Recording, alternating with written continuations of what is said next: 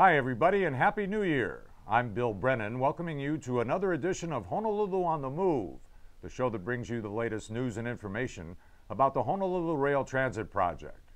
You know, with each passing year, more and more people are relying on public transportation to meet their transportation needs.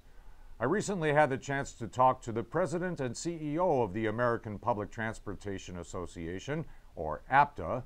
That's the nonprofit group that represents many of the agencies and authorities in North America. His name is Michael Malanafi, and I asked him what is the state of public transportation as we head here into 2015. We're seeing huge ridership across the nation.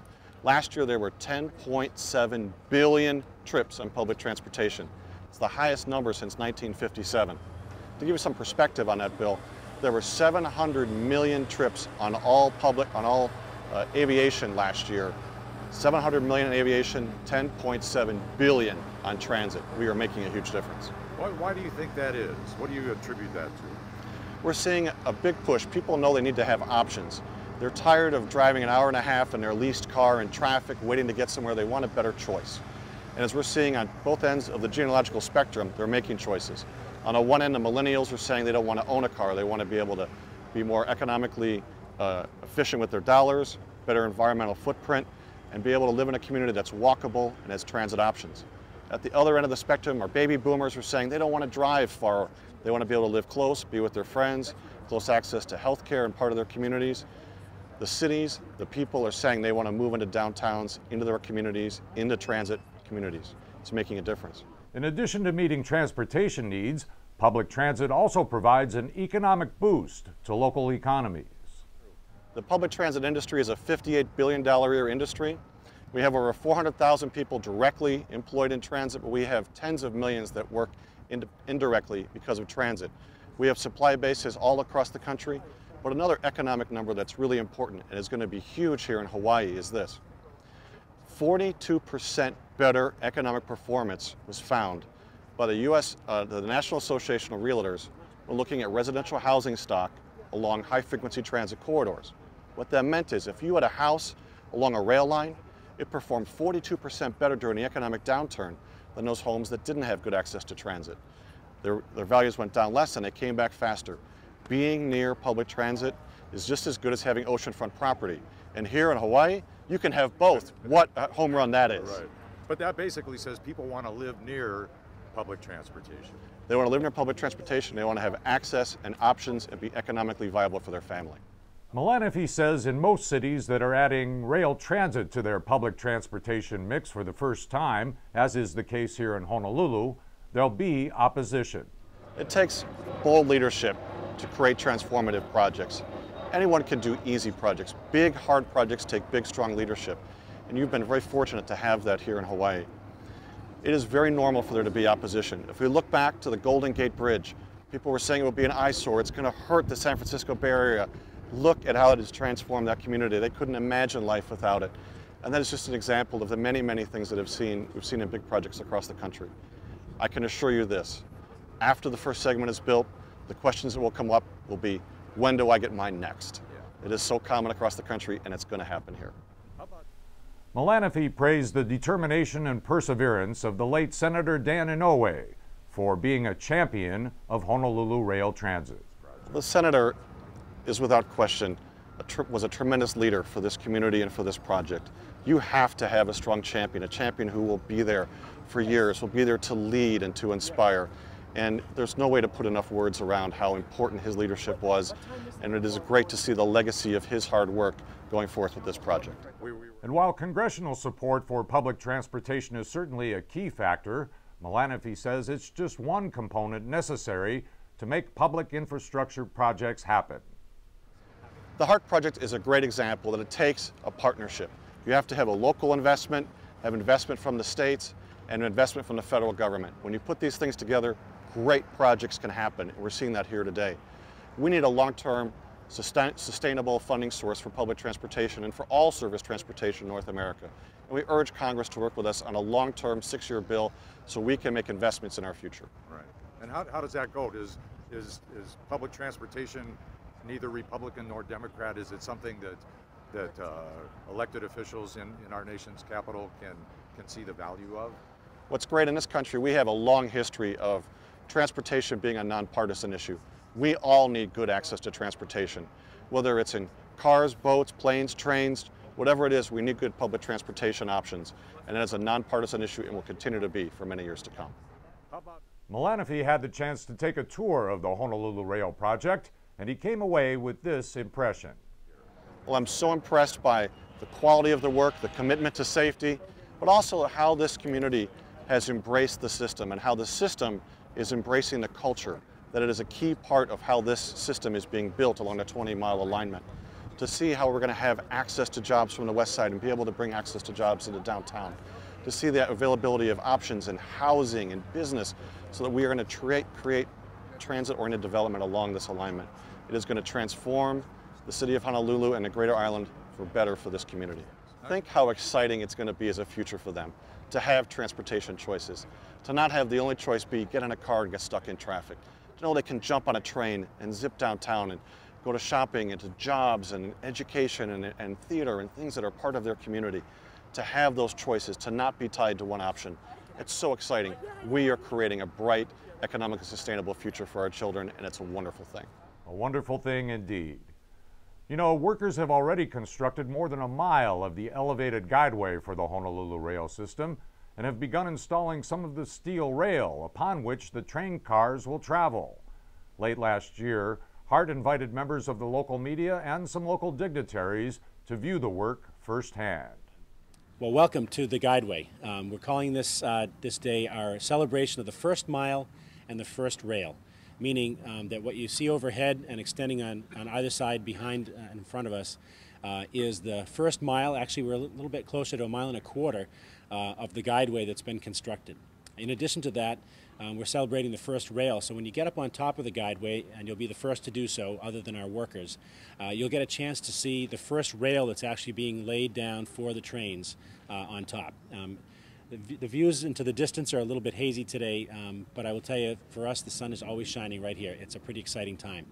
I'd also like to call your attention to the column behind us, which is one of the aesthetic columns that will be holding up the stations. Each of the 21 stations will be supported by 6 to 8 columns, depending on the size of the station. And those particular columns have a special treatment. They're actually embossed with a design that tells the various stories of the Ahupua'a in which the station is located. So you'll get a chance as you kind of walk around the column itself, you'll see images that reflect the different stories that you'd find here, Native Hawaiian stories and stories of our history here in Oahu. So while it's not the star of the show today, I just wanted to make sure you had a chance to take a look at it. It's pretty beautiful. Hart's Aesthetic and Cultural Columns program calls for the concrete columns under the guideway in the vicinity of the rail station platforms to be cast with relief images and patterns that reflect the history, culture, and mo'olelo, or stories of the station location and respective ahupua'a.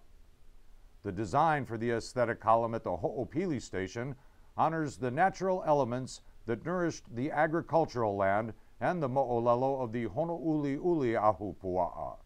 Some of the traditional themes and legends depicted that are associated with the Honouli'uli ahupua'a include the voyage of Chief Kaha'i, who traveled from Kalailoa, Oahu, to central Polynesia and brought back the first ulu and planted it at Pu'uloa near Pearl Harbor in Ewa. The area is also associated with Kamapua'a, the pig god who visited his grandmother, who lived in Pu'u'okapolei. Good morning. You know, it's a great day to be out here. We have some blessing going on right now with this mist that's blowing through a place that's pretty dry most of the time. But we're standing here in a pretty incredible place in my mind. It's seeing the reality of rail. You know, when you think about the fact that this has been a project that's been ongoing and debated for 40 some odd years, from the time of Blaisdell through Mufi up to my time. And we started this project, and initially there were lawsuits that stopped for a while. People wondered when we were going to get started again. And we've started. And I talk about we're going gangbusters. We're going towards the Kroc Center, and we're heading into town. Well, it's a really different job now that I have, but I feel so comfortable being here, and it brings to mind that just as the land on both sides of us feeds our people, this rail will feed our economy and feed our transportation needs going into the future. As the Chinese have a saying that a journey of 1,000 miles begins with a single step, and I'd like to thank Mufi Hannemann, who started with the first step, leading us to where we are today, then followed up by all the hundreds and thousands of people who are helping to work on this system to make all of this finally reach its completion. I think it's something that it's like what you see right now. You see the haze beyond our view. That's kind of like where we are right now. We can't see the future that far into the future, but when a good day and the sun comes up, we can really see the end all the way to Diamond Head. And so this rail system, once it's completed, I think it will provide us a vision going forward, so we have a clearer vision of where we want to be. So I think it's so important that we begins here with the first mile and goes on to the other 19 miles further down the road. And I think this will be a tremendous benefit. Those of us who live in the west, on the west side of the island, going toward the east where the jobs are. This is so important that we have this opportunity to see a system finally coming to being after numerous decades of discussion, that we are finally here today.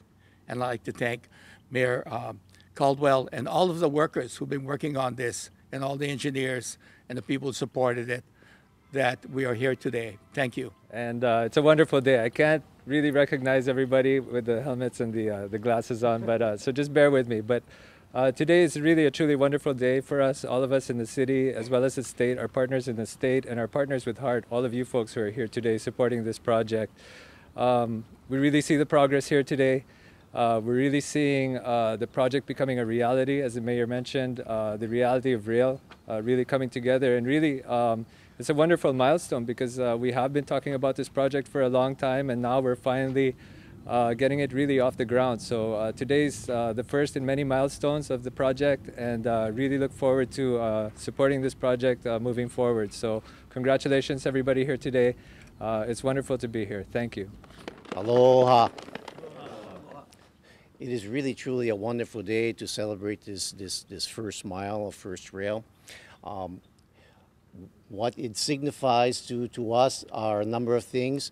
One is the partnership, and what you see here is a partnership of the federal government, represented by Chuck and Cynthia, the state government, led by the chair of the Transportation Committee for the Senate, Senator Nishihara, and the chair of the Transportation for the City Council, Joey Manahan, and our champion on the mayor's side, Mayor Caldwell.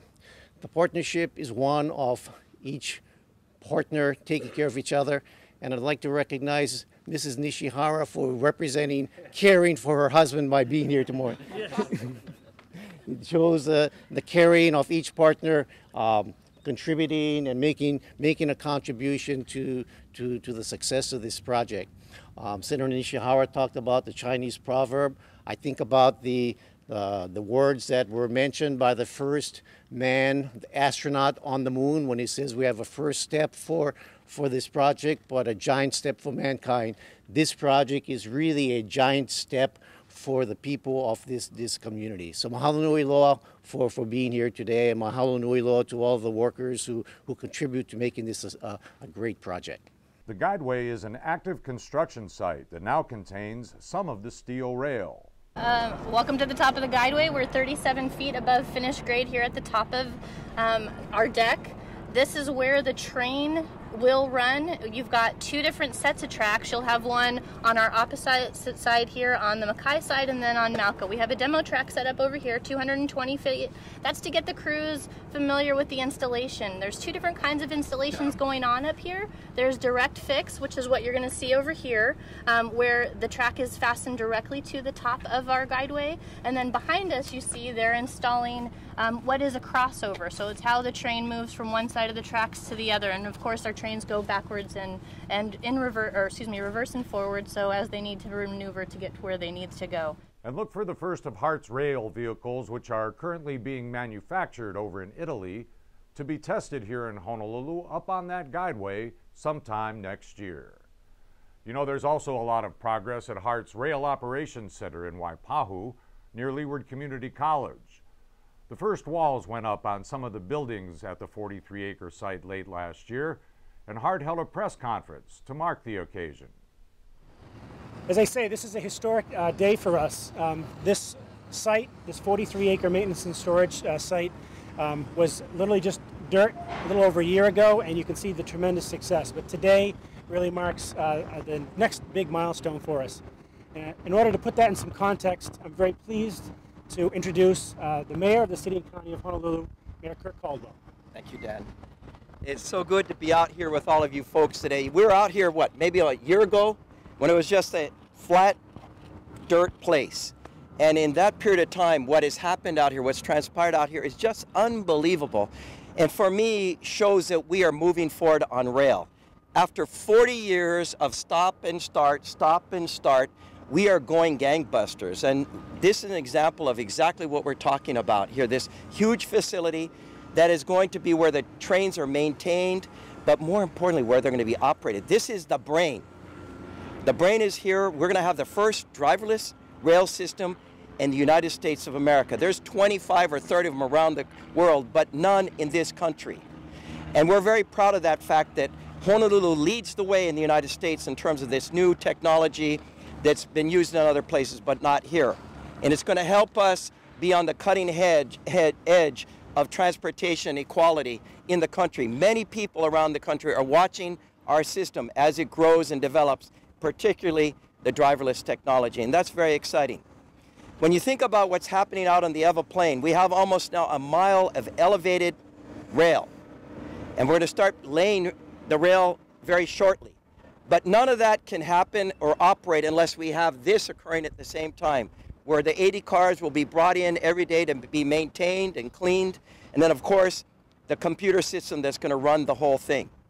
Right next to Leeward Community College, where we have a lot of kids from Honolulu going to school who are going to also be learning about how we operate our train, and some of them will get high-paying quality jobs right next door. So we're very excited about it. I'm honored to be standing here today with members of the HART Board, Ivan Louis Kwan, Ikaika Anderson, Breen Harimoto.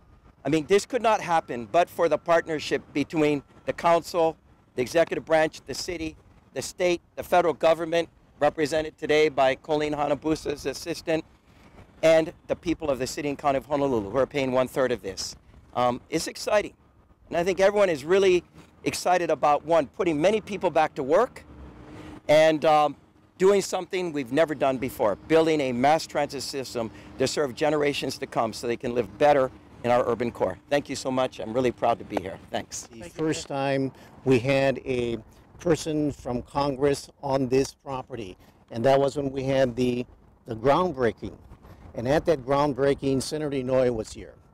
And Senator Inouye was very committed to this project. As a matter of fact, he would often say that whenever he came back to Hawaii from Washington, he would make it a point to drive out to the west side to remind himself how oppressive the traffic is going out to the west side and how unfair it is to the people who live on the west side.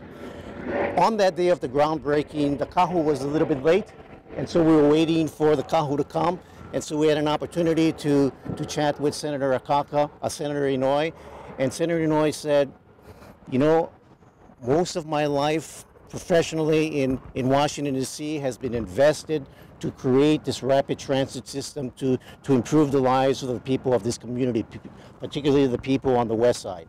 And he said, towards the end of my career, I sure hope that I don't fail. And I told him, Senator, please be assured that we at HART, we at the city, will do everything in our power to ensure that this project is a success. And this was in a context of when there was a mayor's race with the leading candidate who was leading in the polls opposed to the rail system. And so that was the context of Senator Inouye's comment. So as we move forward, the dark days of that time when we had groundbreaking are past, and over the past year, The HART staff has gone around to all the communities along the alignment of the rail system. And so it's part of our commitment to transparency, to gather input, to listen to the community, to see what they have to say. And a lot of the concerns of the communities are several. One, security. Two,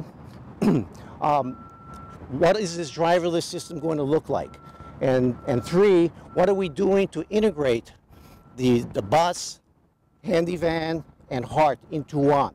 And so we answer those questions, but the progress we're making with this building, which will house the controls for the driverless system, will make sure that there's coordination among HART and the bus and the handy van, and make sure that the people who are safe who use the system are symbolic of this building coming up. So mahalo nui loa for sharing this great day with us today. The president and CEO of the American Public Transportation Association, or APTA as it's known, who we saw earlier in this program, was a special guest at that event. What a tremendous day today to be here to celebrate what is a tremendous, groundbreaking project.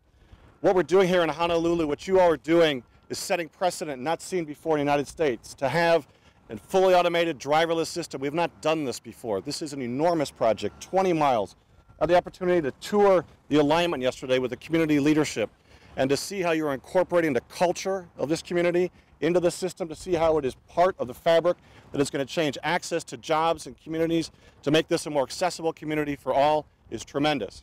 It is a great example of how FTA dollars and local communities can come together to create a project of national significance. When you think about 10,000 jobs being created in the Honolulu community as a result of this project, that's huge. That is transformative. That's what makes a community strong. As we look at the next generation that's coming forward, the millennials, the 18 to 35-year-olds, they choose public transportation first. This is a system that is built to help them as they move forward into their communities going forward. We are doing great things with this project.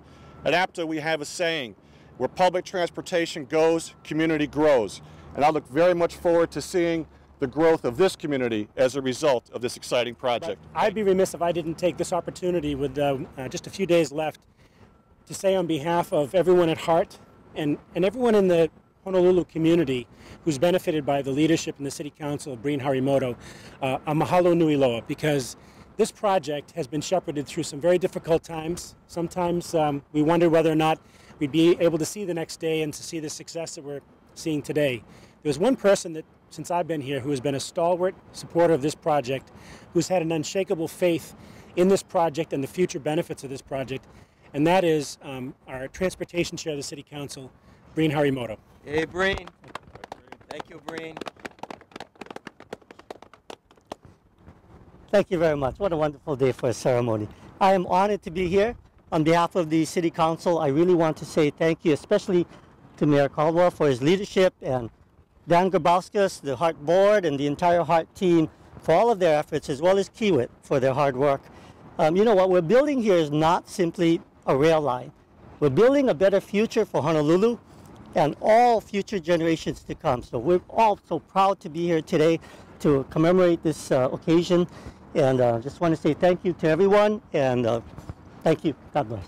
And with that, the dignitaries signed their names to a portion of one of the walls to mark that special day.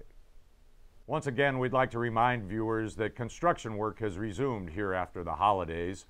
Please drive with aloha on our streets, highways, and freeways.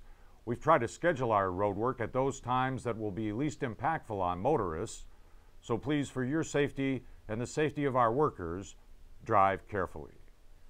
That's going to do it for today. On behalf of all of us on the project team, mahalo for joining us, and we'll see you again next time for another edition of Honolulu on the Move. If you have a question you'd like us to answer on our next Honolulu on the Move show, go ahead and hit us up on Twitter or Facebook, just two of the places where you can stay informed with up-to-date information on the Honolulu Rail Transit Project. And you can view our latest project videos on our YouTube channel. If you'd like more information on the project, or would like a presentation to your group or organization, give us a call at our project hotline at 566-2299 or contact us via our website at honolulutransit.org. You'll be able to keep up with the latest news and information about the project, important meeting dates, times, and locations, and examine the official documents that are guiding the project's planning and construction.